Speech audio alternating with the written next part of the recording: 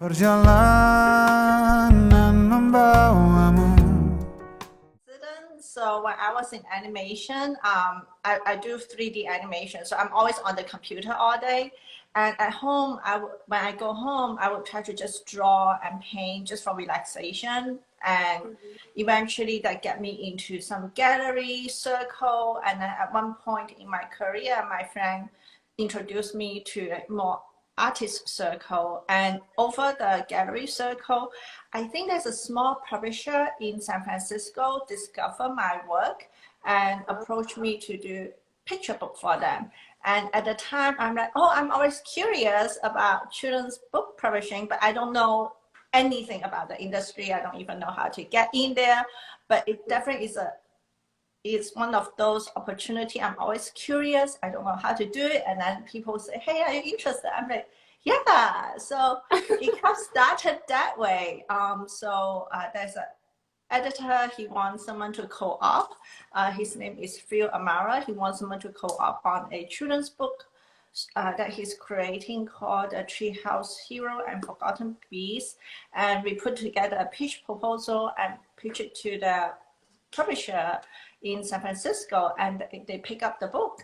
And that's how I started. So from doing that one project, I learned a little bit more about children's book publishing from my editor friend that I work with, and from the publisher, Oliver Chin. He also produced a lot of wonderful Asian American titles. So through that work experience, I learned a lot more about children's book publishing and get me very curious about the industry. Right. So I signing up for SCBWI to learn more about the industry, and that's kind of how I slowly get into children's book publishing. Wonderful. That is such an interesting story that I love how it just kind of happened by accident. Can you tell us about, and now so you started off animation, then art in gallery, and then illustrating for other people, and now you have your own graphic novel out. Would you like to tell us some about that, Marshmallow and Jordan? Yes. So I always love writing my story, but in the past when I was in animation, I usually would write story, try to pitch for animation show, which is a lot harder because you have to go work with a whole team of people. It's not just you. So once I discovered publishing, I said, this is great because I can create a story, I can make it myself. And so I've been on and off working on this magical elephant idea for a long time, just for fun. And eventually when I find my current agent, Eliot Saka, at one point she said, hey, about your elephant story, are you interested to, maybe you should make it into a graphic novel instead of a picture book. I'm like, oh, that's a lot of work. I'm not sure I can do that. But I'm like, that sounds like a fun idea. It's a fun challenge. So I start writing, and long story short, it eventually did become a graphic novels. So yeah, so that's how it all started. And now I get hooked and I want to write more graphic novel because I find middle grade is a very comfortable medium. Like the age group for me is very close to the kind of work I used to work in animation. It's like the age group kind of I'm very familiar with, and you can do a lot more with the age group. So yeah, I'm very excited. Right. I imagine the story that you would have done as a picture book is you wouldn't have been able to go quite in depth as like you are with a middle grade graphic novel. And one of the things I know you've mentioned about it is that it talks about, it's set in Indonesia, right? And it shows the diversity of the society there. And I know that's something you always try to do in your books. Why is that so important, do you think, to show diversity in our books for kids? I want to show what the world is like also in other countries, what diversity and ethnic group is, how they work in a different society, because Indonesia itself have about 300 different ethnic groups, and throughout the history they has been colonized by different like Spanish, Portuguese, like other Western cultures. So the native, like the modern native Indonesian, there's a lot of mixed race. You've got people from very light skin to very fair, like Caucasian, to someone with very, very dark skin. So it's just as itself, there is a very diverse kind of different ethnic, cultural, and it have many different dialects. So that is one of the reasons I want to just show a different part of the world on our planet. The other reason is also to be for the story, for the nature of the story. Indonesia, it is a third world country, and the town that Jordan's town is actually a very small farming town. It's not like Bali, a big town. It's inspired by Bali landscape, but it's a small town. So in a lot of this third world country in a small town, most of their public school doesn't really have too much extracurriculum facility. So for someone like Jordan she has to go to a school that can have better facility to accommodate her and also her ambitions to be an athlete. So she do have to go to a more international school because international private school, they have more modern, they're more better facility, different sport group and team. So that's also one of the reasons I want to show that and that's why in the story, that Amara, she is from a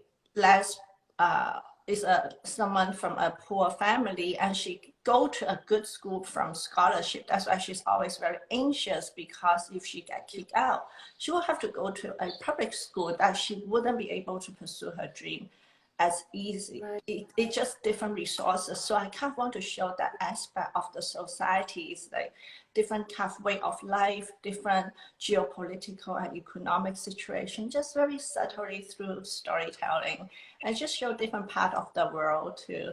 Right. And I think that kids, they absorb it in a different way when it's in a story. You know, that if you just were to tell them, maybe they wouldn't absorb it as well. But when it's part of an engaging story, it really hits them differently. And you yourself also come from a really multicultural background. You grew up in Hong Kong during the British colonial era, and you're from an Indonesian Chinese family. And you talked about how that really influences your creative vision. Can you tell us some more about that?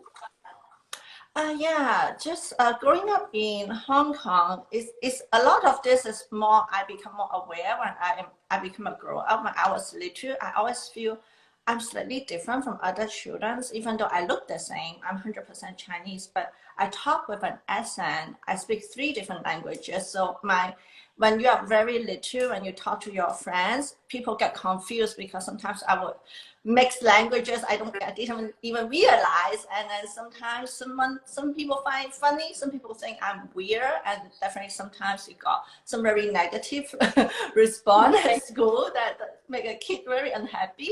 So I think a lot of this experience that on a subconscious level is integrated into my art. And the other thing I also realized is growing up during the British colonial era, even though we are in a Chinese society, the standard of beauty, the standard of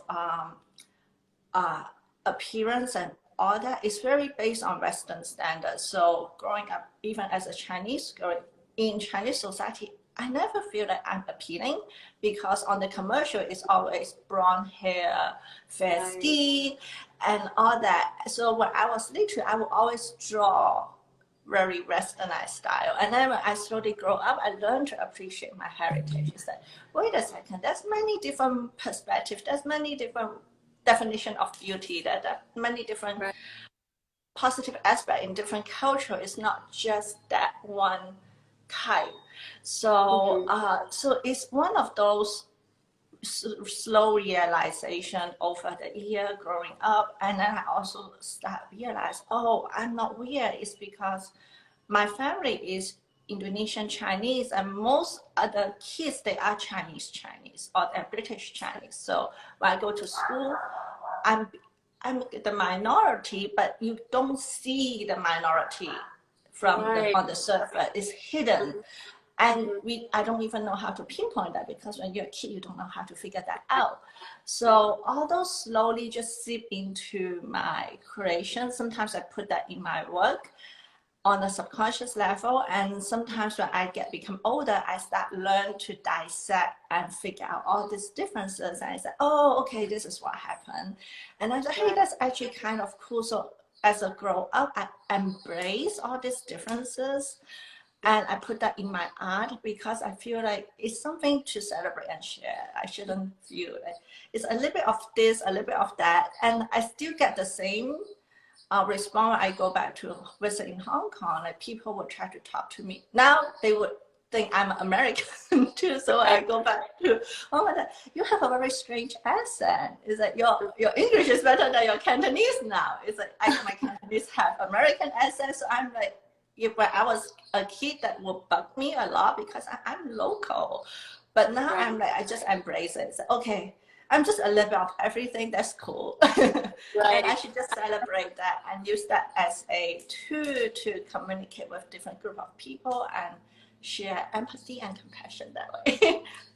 Yes, and it makes your artwork, I think, so unique. And I think what's really special about it too is it really speaks to a lot of children who I think are in a similar situation maybe to what you were when you were a kid, and now to see you as an artist and how you blossom, I think is a really great role model for them.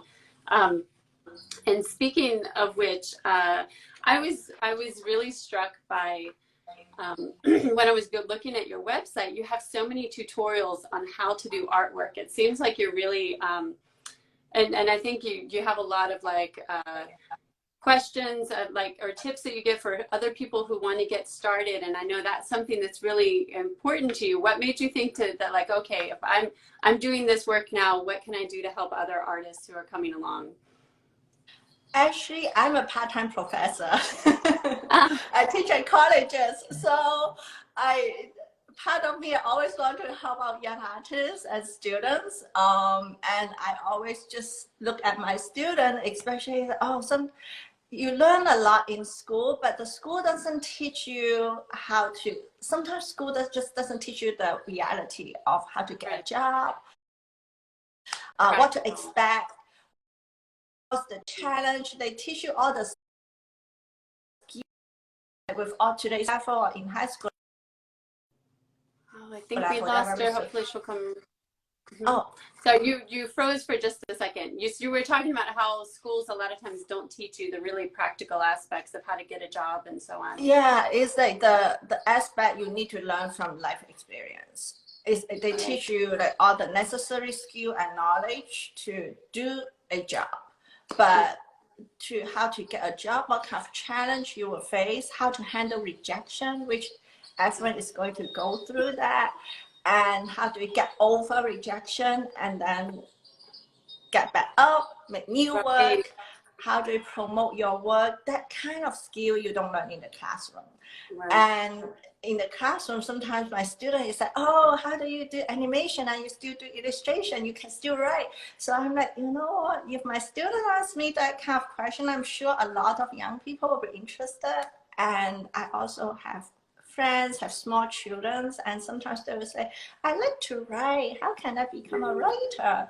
So I'm like, you know, I can just share the story because it's nice for what is the challenge and journey to become any kind of creative professional artist, writer, because a lot of the time, especially with today's social media, you only see the shiny part. It's that people make beautiful artwork, novel getting published, people have cool jobs, they all look really beautiful online. But behind the scene, there's a lot of challenge and blood and sweat that no one talk about. And sometimes kids just think, oh, I'm not good enough because look at those people, they can draw so well. But I'm like, no. They draw so well because they have been practicing, they go through up and down. So you can be like that too.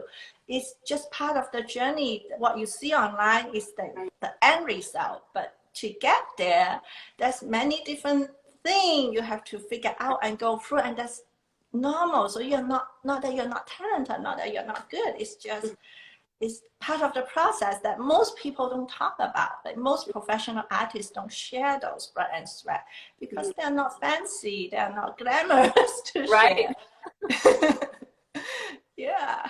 So yeah, that's why I like to share all those, because I feel like yeah, it helped. Especially I feel like during the pandemic, it become even harder for students. I see students, they feel kind of disheartened and kind of feel really beat up. It's like, oh, with all this going on, how am I going to start my career? It just feel extra challenging.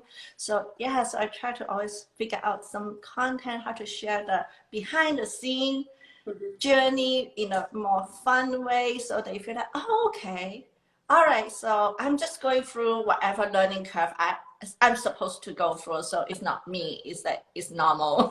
And it's just normal, right? Yeah. Right.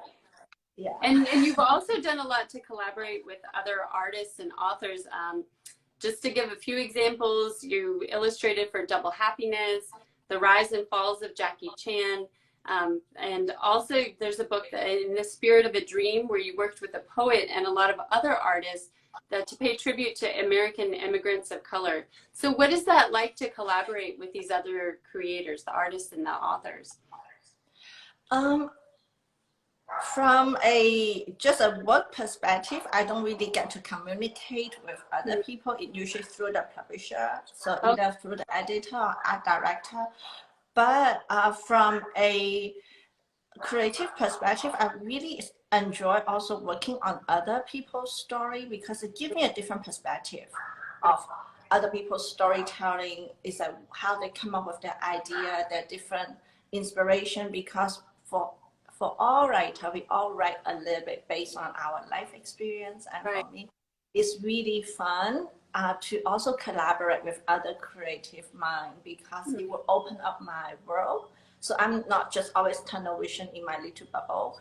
It really helped me open up and learn new storytelling, learn new writing technique, or even just learn different way of life and different perspective from other writers. So I really enjoy that process. And can you give us a sneak preview of what you're working on now? Is there going to be a sequel to Marshmallow and Jordan, or is there another project you're working on? I'm writing new graphic novels, so finger crossed it will work out. And I'm currently also illustrating for a new children's picture book. It's not my story. The writer's name is Tracy. I'm so terrible, I forgot her last name.